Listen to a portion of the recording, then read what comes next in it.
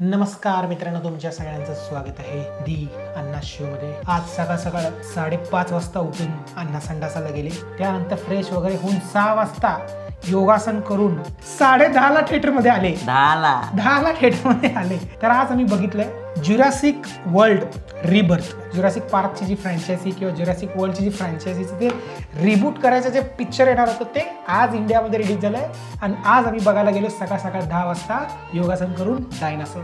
तर चला सुरू करूया न टाइम घालता।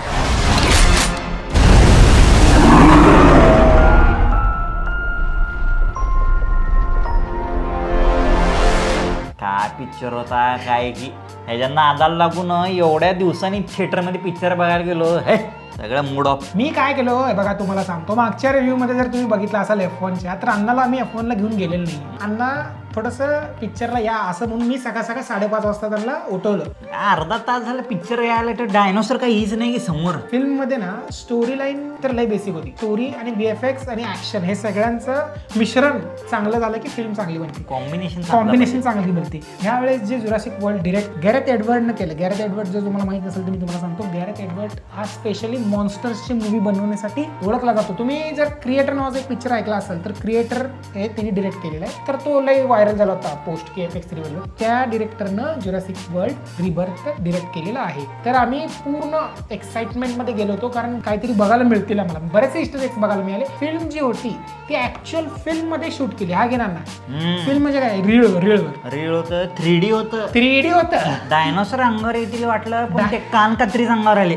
डायनासोरचे जे डिझाईन्स आहेत, म्हणजे जे लास्ट डायनासोर होता टिंगमुळवाला, दिसतच नव्हतं ते डायनोसॉर, वाटतच नव्हतं ते। म्हणजे आपण लहानपणी जे जुरासिक पार्क बघितलं त्यातले डायनासोर आपण ओळखू शकतो। ते रॅप्टरला ओळखता येतं, ते टीरेक्सला ओळखता येतं। हे नवीनच डायनासोर काढलेत, म्युटेशन होऊन वेगवेगळे डायनासोर तयार झालेत असं त्याचं म्हणणं होतं। मला असं वाटतं की स्टोरीवर त्यांनी कामच केलं नाहीत। कोणतरी एक माणूस म्हणला, अरे जाता जाता चला आपण जुरासिक वर्ल्ड बनवू, असं बनवू, मग ते बनवलं। 2009 ला ना अवतार 1 आलं होतं।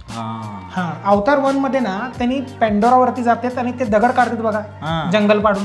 ते दगड कशासाठी युज करतात हे सांगितलं का नीट? नाही सांगितलंय।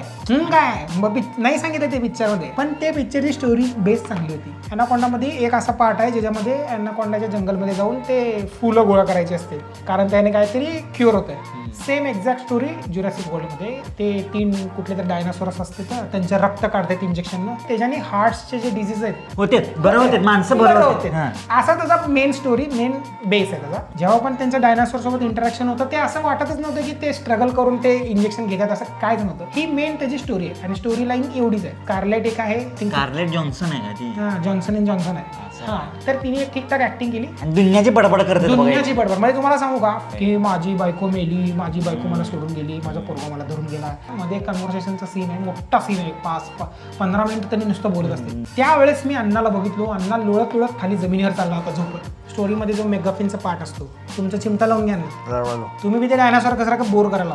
तर पूर्ण पिक्चर मध्ये आम्ही एक्सपिरियन्स घ्यायला गेलो होतो की टीरेक्स बघायला मिळेल। पूर्ण पिक्चर मध्ये एक शॉट असा आहे जे की मला वाटतं की जरा बरं वाटलं, जरा एकदम 1.10% वगैरे बरं वाटलं, जे आहे टीरेक्सचा शॉट, जे टीरेक्स झोपलेला असतो आणि नदीच्या किनारे काय तर खडबड चालली असते ती सीन। ते पर्टिक्युलर सीन मला असं वाटतं की पूर्ण फिल्म मध्ये एवढा भारी एक्झिक्युशन त्याच सीनचं आहे। एंडवाला जो आहे ना टकला डायनासोर, एवढा बोर झाला, एवढा खतरनाक बोर आहे, काय अर्थ नाही। मी अण्णाला एक चांगला एक्सपिरियन्स देण्यासाठी घेऊन गेलो, पण जेव्हा आम्ही अण्णाला फिल्मला घेऊन जातो कुठल्याही असू दे मग ते पिक्चर बोरच निघतंय। बरोबर आहे। मग आज मला असं छान वाटायलंय की अण्णाला आपण F1ला घेऊन गेलो नाही आणि F1 भारी निघाला। पुढचे जरा चांगली पिक्चर दाखवा। पिक्चर आम्ही चांगलेच दाखवतो, पिक्चर काढणारे चांगले काढी नाही। तर ओव्हरऑल जे जुरासिक वर्ल्ड आहे थोडंसं डिस्टर्ब्ड स्टोरी आहे। तुमच्या मर्जीवर बघा, मर्जीवर बघायचं असेल तर चालेल।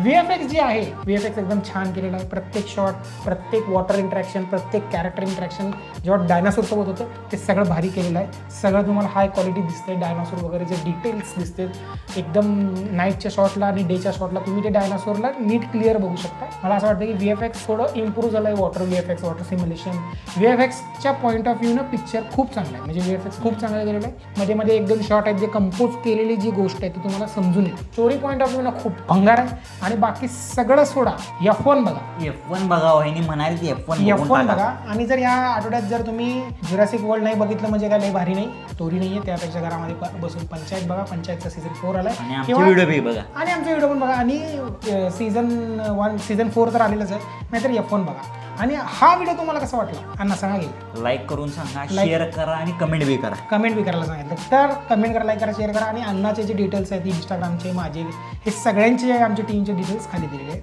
आणि घंटा दाबायला वाजवू नका. चला अण्णा आपण चांगला पिक्चर दाखवा. F1 बघू 4DX मध्ये.